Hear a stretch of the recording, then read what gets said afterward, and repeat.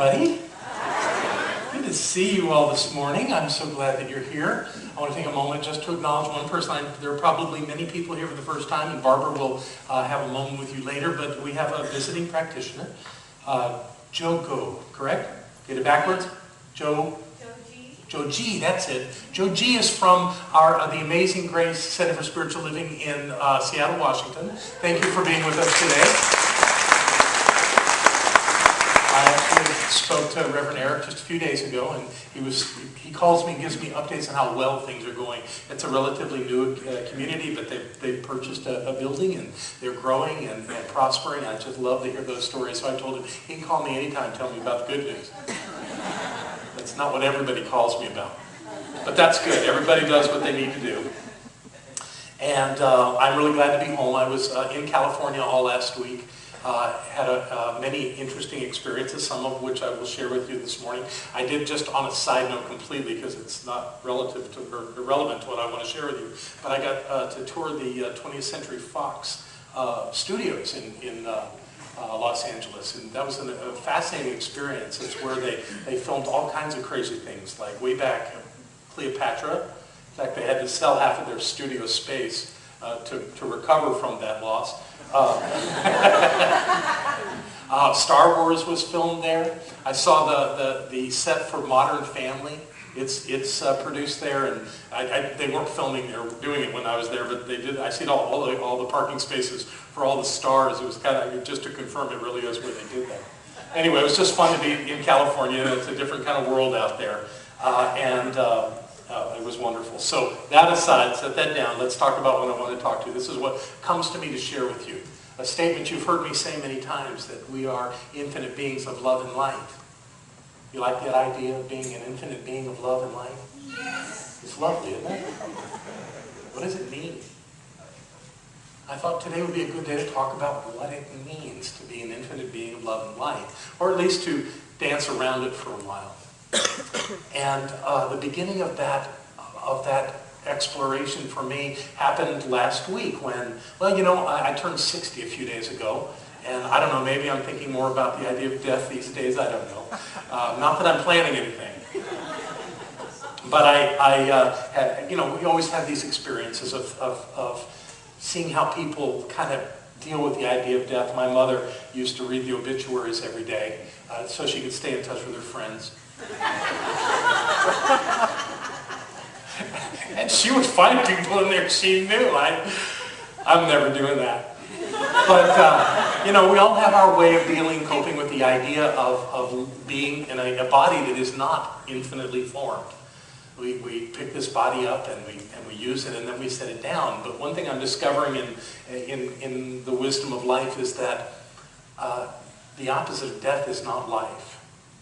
Life is eternal and endless. The opposite of death is birth, because both are portals through which we move into a body and out of a body. But our life doesn't end. I have no sense at all. There's nothing in me that tells me that when you set your body down, it's just over. I just don't believe that. There's nothing logical about that. Why would we be in this world for an experience of so many years or days or whatever, and then never be anything ever again? That is illogical to me. Life is something much grander than that. Now, what are the details of that? We'll talk about it, but my guess is that there is something eternal and infinite about this thing called life, and that we have more than one experience as we do this. But I'm getting ahead of myself. I want to tell you the story that got me started on all this. It was last Saturday night. We have a new ministry in our movement. It's called Spiritual Living Radio. And it's an FM station in Dallas, but it's also on the internet for anyone anywhere to hear and to participate in. And to kick that off, a fellow down in Florida named Chris Horton put together what he called, let me make sure I call it the right thing, it's called Conscious Life Jam. And it was 30 hours of interviewing people in the New Thought movement. And I was the last guest on the whole thing. The person before me was a minister, a retired minister in Florida, named Reverend Jewel, let me get her name right, Bradfield Cutzer. Jewel Bradfield Cutzer. And I had met Jewel. Just a few months ago, I was down in St. Augustine. Ken Wilcox, the minister down there, invited me to come and be with his community. And Ken is a former political operative. He worked for a U.S. congressman. And so from the moment I got to St. Augustine to the moment I left, I was scheduled. And among that schedule, I had the opportunity to meet Reverend Jewel. She was delightful. With this vivacious, wonderful, I think 77 is how old, having this amazing life, she's from North Carolina originally, actually did a stage show called Mayberry Mama, where she acted out a role of having been part of the Andy Griffith Show. And she was just a charming person to be with. I also met the minister that took the church after her and then retired, and now Ken is the minister. But I had breakfast with Jewel, and it was just delightful. So she was booked for the hour interview before mine to end the jam. And I had listened to several during the 3 days of interviews and wanted to hear what Jewel had to say, so I was on the line. And she's having this conversation with Chris on the experience. And she was talking about how Science of Mind had changed her life and how wonderful it had been and how things were kind of rocky for her. She made the conscious decision to move to Los Angeles. And she stopped talking. We thought her line got cut off or something. And so Chris was great. He and the other people that were with him kind of picked it up and finished the show while they were trying to get back in touch with Jewel. And I was on the next hour. I did my interview. And 10 minutes after I was done with my time on there, I got a text from Chris that said that Jewel had made her transition. Made her transition in the middle of a sentence, in the middle of a production, talking about her life as a student of Science of Mind, as a minister. Whoa. And of course I'm shocked at first, but then I sat with it for a little bit and I went, that's really cool. She was a minister. She had an audience. We had a minister once that actually made her transition on the stage. Now that's a little loose. But on the radio, it's just lovely. So I thought, golly, I want to be in that line. Way back in that line. But, what a way to leave this planet. How could that be wrong? How could that be bad? I mean, your heart, feels that sense of losing someone that you have resonance with, but you don't really lose them. I mean, you have this lasting sense of how wonderful they were. And she'd been talking about how you have to have joy and laughter in your ministry. She said ministers in our movement that don't have that kind of joy and are really missing an opportunity. And I absolutely agree with her. What an exit. I just was so impressed. So that really stayed with me the whole week. The whole idea that one could actually do that. We're not showing her picture? There she is. Yeah. Yeah. Sweetheart. Just full of love. Absolutely. So that's Jewel's story. Another story that came up recently, you all know that I went to Geneva. Many of you know that I went to Geneva. We had a European conference there. It was a great conference, and one of the other keynote speakers was Reverend David Alt. David Alt didn't die, don't worry. No, David's story and Eli has to do with what he does and how he's living his life, because his father died when his father was 54 years old. Guess how old David is this year? He's 54, so what do you think he did? He climbed Mount Kilimanjaro in Africa. One of the craziest things I've ever heard of. Especially when he explained how it went. It took him 5 days to get up there. He said the last 2 days were brutal. That the oxygen's thin and he's exhausted from all this climbing. And his guide starts lying to him. Oh, if you just make it to the next summit, to the next camp, you're going to be fine. Okay. And off he would go, he's struggling through, saying, I can't. But the guy actually got him and pushed him up the mountains at times. And David's really wanting to let this go. So it's the last day, and the guy's saying, if you go to the next level, you'll get a certificate. And David, in his delirious state, goes, okay. Now remember, he's celebrating the fact that he's not dying like his father did from heart failure.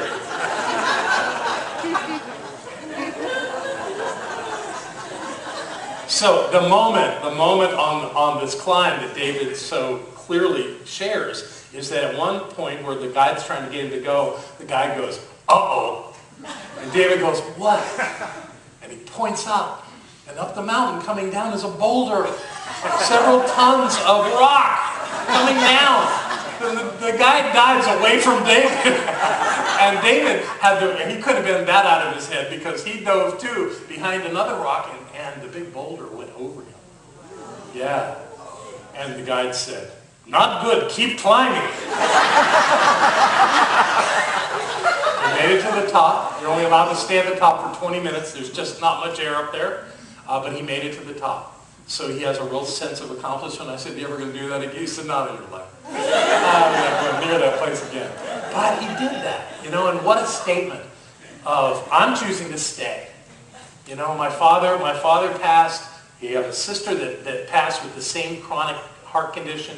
And it's true that David really does have some kind of a device in his body that is attached to his heart with probes so that if his heart stops, it shocks the ever-living you-know-what out of him. It's only happened once. It did not happen on Kilimanjaro, so his heart's doing just fine, and he's moving through life. So thank you, David, for a great story about choosing to stay for now. But he and every one of us is going to make that choice to leave at some point. Yet we live in this duality of our bodies are we're going to sit down at some point, and we are immortal beings. We are infinite beings. We are eternal. How do you reconcile that? Well, Dr. Holmes had some thoughts about it. He said the meaning of immortality in the Science of Mind, his original writing of the Science of Mind text, immortality means that man shall persist after the experience of physical death, retaining a full recollection of himself and the ability to recognize others. Is that correct? I haven't a clue. But I like the idea that there's some sense of consciousness that is maintained beyond this life. And I hear it from a lot of people in a lot of different traditions that exists. I remember when I was preparing for my first vision quest, I was sitting in the medicine wheel on the side of the mountain near a place called, what was it called? Some song. Moon Song, that's right. I was sitting up there at the medicine wheel, and my father came to me. And I didn't see him, but I felt his presence so strongly. And when I talked to Rocky Bear about that, he said, that's wonderful. I said, but my dad would never have been into this stuff. He said, oh, it looks different on the other side. Okay, all right. So the idea of us having ongoing consciousness makes a lot of sense to me. It works fine for me. I'm going to work with that and stay with that for a while. Now, he did not talk about reincarnation in the textbook. Although when you get to the glossary, he included it. I have no idea why, but he did. He said reincarnation, rebirth in the flesh. Rebirth in the flesh. So even though we really don't, as the Science of Mind doesn't give us a clear guidance of how this is, but these are shots that Dr. Holmes took at what it is that we can kind of resonate with around this idea of our immortality, this idea of being an infinite being of love and light. Great. Does this mean that we should have a healthy attitude toward death? Yeah, why not? Let's have a healthy attitude toward death. Let's not see it as a loss. Let's see it as something worth having, worth living, worth having as our experience. We celebrate births. That's nice. Baby comes in the world. We want to have parties and christenings and all kinds of fun stuff. And we love the idea of babies. It's all just a wonderful experience. Maybe we should learn how to celebrate our leaving as well in a wonderful way. I think that's something we in our community have done. I know when we do a memorial service here, we call it a celebration of life. And a lot of people that have different traditions than us come here, and it really resonates with them that we talk about what a wonderful person this was and how much they brought to our lives. And to know that they're not gone, that they're still within us. They're still here all the time in every way. And you got this notion of reincarnation. Reincarnation, what could that mean? Well, there's a lot of people who have written about reincarnation, and I know that it's an interesting thing to talk about. I have experienced things in my life where it sure seemed like something was familiar with a person that maybe was gone in somebody else, but is that so? My perceptions only. I have nothing to base it on. However, there was a teacher once that had some pretty strong feelings about reincarnation. See if you can spot him in this group shot. This is a photograph of Jesus and his disciples. Now, you know how I know it's real? Look how dirty his white robe is. None of the paintings of Jesus ever have him in a dirty robe. So, I want to share a story that has directly to do with... All right, get over yourself. Okay. This idea of Jesus and reincarnation. Nothing you hear at most Bible teaching places. They seem to just wash over this. But in a conversation, actually it was a time when John the Baptist was already in prison. And he sent one of his disciples to see Jesus, to ask Jesus if he's the one that John had been prophesying. Or are they looking for somebody else? And Jesus said to his disciple, go back and tell John of the things that you observed from me. He didn't go into the details. Just tell him what you see. And the guy left and went off to tell John that, yeah, this is the guy. And so Jesus begins to talk about who John was, and he praises him. Actually, I think they were cousins. But he thought very highly of John and thought that he had a real role in what was unfolding as far as the changes that were coming to the people. And one of his disciples asked him who John was, and he had a very direct answer. It's right there. If you wish to accept it, he, meaning John, is Elijah who was to come. He who has ears to hear, let him hear. He who has ears to hear, let him hear, is a line that Jesus used quite a bit to say, not everybody's going to get this. Not everybody's going to understand this. But I want you to know that John the Baptist is Elijah. Now what do we base all of that on? Well, it's a story. In fact, it's a couple of stories that kind of come together. The story of Elijah, for those of you that have not heard the story, is that he was a great prophet of the Old Testament. You can read about him in the first book of Kings. And he was in a country, the king of that country, golly, let me not mess that up because I do remember the guy's name. Ahab, yeah. Ahab was the king in this country, and they were not a country of the Hebrew faith. They were a country that worshipped a god called Baal. And the way it was structured was you had the king, and then you had the queen, and her name was Jezebel. Heard that name. And Jezebel was the sponsor of the priests of Baal, and there were lots of them. And according to the biblical writings, about 450 of these priests. Elijah didn't believe in Baal. He believed in Jehovah. And he challenged and kind of took on the establishment and said, prove your God. And he called them to a contest. He asked that all the priests of Baal create a sacrifice for their God. And then pray and beseech that God to consume that sacrifice. In other words, the sacrifice was on some kind of a wooden-based or fire-able structure, so that with their prayers, the idea was that Baal would just light it on fire and it would be consumed, and that would prove their God. Well, they, for hours, prayed over the sacrifice, and nothing happened. So Elijah, having great faith in his relationship with the deity that he believed in, which was Jehovah, made his own sacrifice and set up this wooden thing with the sacrifice on it. And it is said that he poured water on it 3 times and began to pray himself over this altar, and it caught fire and burned it up. Nice story, right? Yay, Elijah wins. Well, he couldn't leave it at that. He apparently had some attitude. And of course, he had all these people too. So what they did at that point is they rounded up all of the priests, took them down to the river. And there are suggestions in the biblical writings that Elijah, one by one, killed each one of them with his sword. I know, nasty. So that's how that story goes. And so Jezebel sends a message to Elijah that she's going to get him. That she's going to have him die by the same method that he had killed all of her priests. What did Elijah do? He ran away.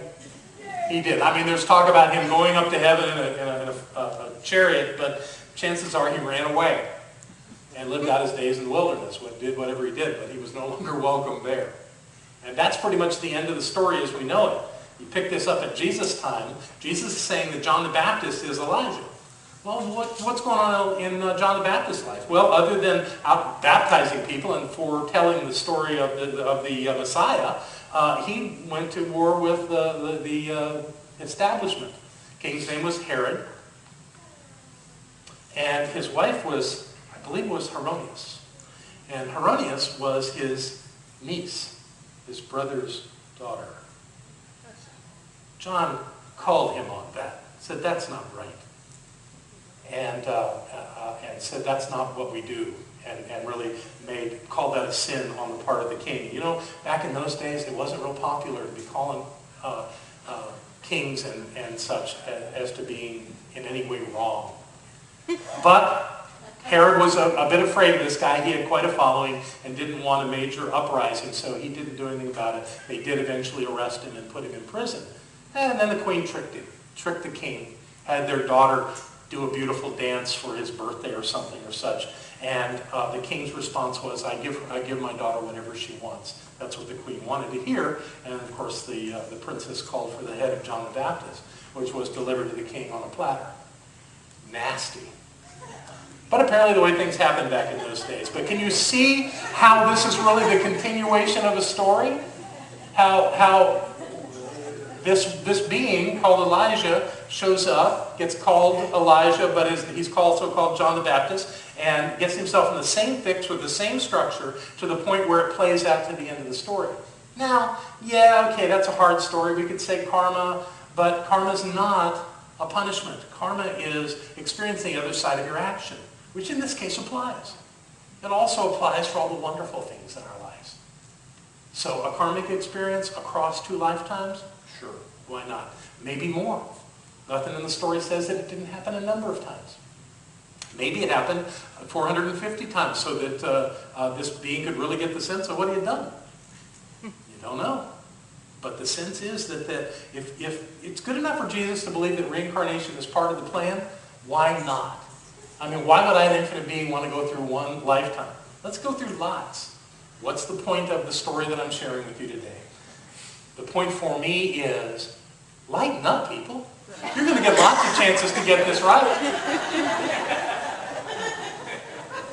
Really? Why not enjoy your life? Why do we burden ourselves that it has to be done now? It has to look a certain way. It's got to be just like this. Oh, if I don't do it now, it will never happen. Oh, that's a little ridiculous. If we are infinite beings, you're going to experience everything. So while you're here now, why don't you experience some things you really like? You know, maybe you've already done the hard stuff. Maybe it's time to really enjoy life. You know, maybe all those past lives were being, Barbara tells me she got burned at the stake once. And she doesn't want to talk about it right now. That's why firewalking is so important to her. She's overcome that. But isn't it a lovely idea that we really can do this as many times as is necessary to do it well? And that every time counts, because everything that we do, everything that we experience is spiritual in nature. Because that's who we are. We're spiritual beings. We're having a spiritual experience. And maybe we're always going to do this. Maybe we'll gather again and again in places on this planet or other planets. We'll come together and talk about spirit, about who we are. We'll continue to discover that within ourselves. What a lovely idea. So I embrace these ideas, and I just wanted to share them with you today just for fun. I hope you got something of value out of it, because soon we're going to have cookies and chocolate and bread and all kinds of great things, and what a great spiritual experience that will be. I love you very much. Thank you.